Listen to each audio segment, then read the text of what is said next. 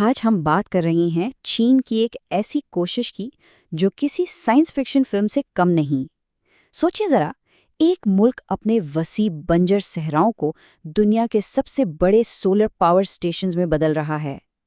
یہ صرف بجلی بنانے کا منصوبہ نہیں، یہ تو زمین کا نقشہ اور توانائی کا مستقبل دونوں کو ہمیشہ کے لیے بدلنے کی کوشش ہے۔ تصور کریں گوبی اور کوبوچی جیسے صحرا، جہاں پہلے میلوں تک صرف ریت کے ٹیلے نظر آتے تھے، آج وہاں چمکتے ہوئے نیلے سولر پینلز کا ایک سمندر پھیلا ہوا ہے۔ یہ منظر دیکھ کر واقعی انسانی عزم کی طاقت کا اندازہ ہوتا ہے۔ تو چلیں اس کہانی کے پہلے حصے کا آغاز کرتے ہیں۔ یہاں ہم دیکھیں گے کہ یہ شمسی منصوبے کتنے بڑے ہیں اور ان کے پیچھے عزم کتنا بڑا ہے۔ اور ہاں، یہاں کچھ اعداد و شمار ایسے ہیں جو آپ کو واقعی حیران کر دیں گے۔ 455 گیگا واٹ، جی ہاں، یہ ہے چین کے صحرائی ہوا اور شمسی توانائی کے منصوبوں کی کل منصوبہ بند صلاحیت۔ اب یہ عدد اتنا بڑا ہے کہ اس کا اندازہ اس بات سے لگایا جا سکتا ہے کہ یہ دنیا کے زیادہ تر ممالک کی کل بجلی پیدا کرنے کی صلاحیت سے بھی کہیں زیادہ ہے۔ اور یہ صرف منصوبے نہیں ہیں، ان کے نتائج بھی آنا شروع ہو گئے ہیں۔ مثال کے طور پر مینگشیلان ہائی پلانٹ کو ہی لے لیں۔ یہ ہر سال 5.7 ارب کلو واٹ گھنٹے بجلی پیدا کر رہا ہے، یعنی اتنی بجلی کہ تقریباً 20 لاکھ گھر آرام سے روشن ہو جائیں۔ اور اب ذرا عالمی سطح پر دیکھیں تو بات اور بھی دلچسپ ہو جاتی ہے۔ یہ چارٹ بالکل صاف دکھا رہا ہے کہ چین اس دوڑ میں کتنا آگے ہے۔ دنیا کی کل شمسی توانائی کی آدھی سے زیادہ صلاحیت اکیلے چین کے پاس ہے۔ اس سے وہ قابل تجدید توانائی کا ایک طرح سے بے تاج بادشاہ بن جاتا ہے۔ ٹھیک ہے، تو اب سوال یہ اٹھتا ہے کہ آخر یہ سب ممکن کیسے ہوا؟ چلے اب اس پر بات کرتے ہیں۔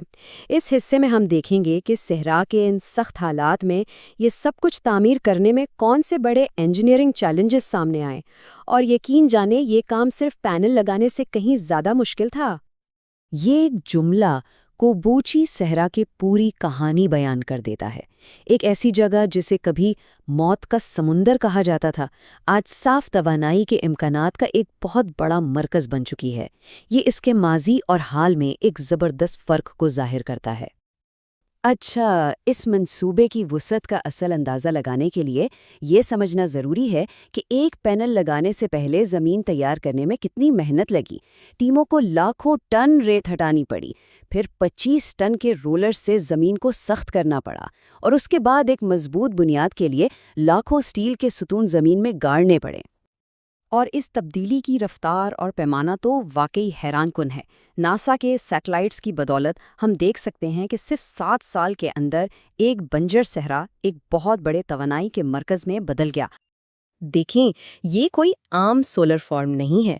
ان میں ایسی ٹیکنالوجی استعمال کی گئی ہے جو صحرا کی شدید گرمی اور طوفانی ہواؤں کا مقابلہ کر سکے۔ یہاں تک کہ جب سورج ڈوب جاتا ہے تب بھی پگھلے ہوئے نمک کی ٹیکنالوجی کی بدولت رات بھر بجلی پیدا ہوتی رہتی ہے۔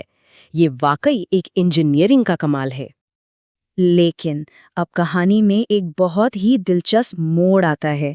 جب انہوں نے ایک مسئلہ حل کیا تو ایک بالکل نیا اور غیر متوقع مسئلہ سامنے آ گیا۔ یہ سوال بہت اہم ہے، کیونکہ جب آپ کسی ماحول میں اتنی بڑی تبدیلی لاتے ہیں تو ماحول بھی اپنا رد عمل دکھاتا ہے، اور کبھی کبھی وہ رد عمل ایسا ہوتا ہے جس کی آپ نے توقع بھی نہیں کی ہوتی۔ تو ہوا یہ کہ منصوبہ ماحولیاتی طور پر کامیاب رہا۔ پینلز کے سائے اور نمی سے وہاں پودے اگنا شروع ہو گئے۔ لیکن یہی کامیابی ایک بہت بڑا آپریشنل مسئلہ بن گئی۔ تیزی سے بڑھتی ہوئی گھاس نے پینلز کو ڈھکنا شروع کر دیا اور آگ لگنے کا خطرہ بھی بہت بڑھ گیا۔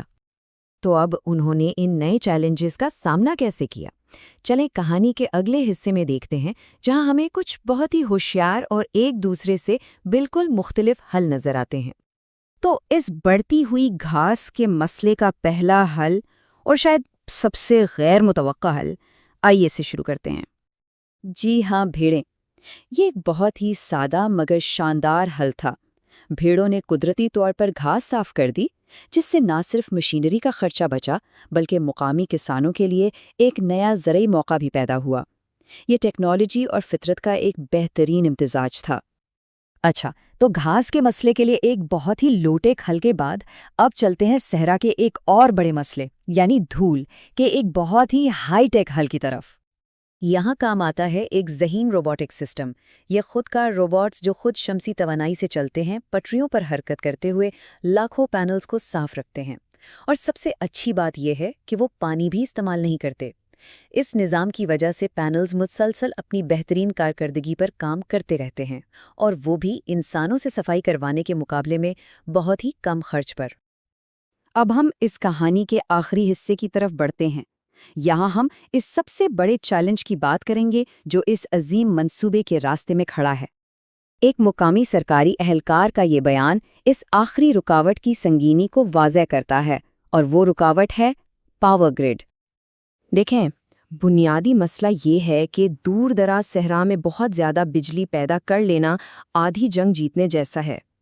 اصل چیلنج اس بجلی کو ہزاروں کلومیٹر دور ان شہروں تک پہنچانا ہے جہاں اس کی ضرورت ہے۔